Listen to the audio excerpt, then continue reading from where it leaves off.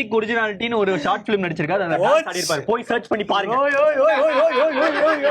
பல நாள் மறைச்சு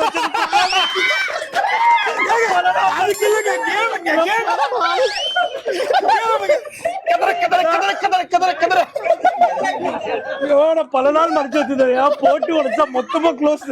அவ்வளவுதான்டா உண்மையான கதற கதற என்னன்றது இப்ப உங்களுக்கு தெரியும்டா.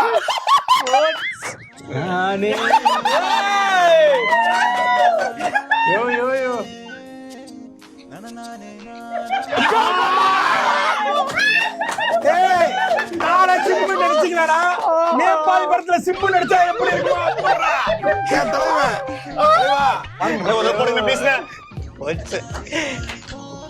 அது யாரு அந்த பையன்? அந்த பையன்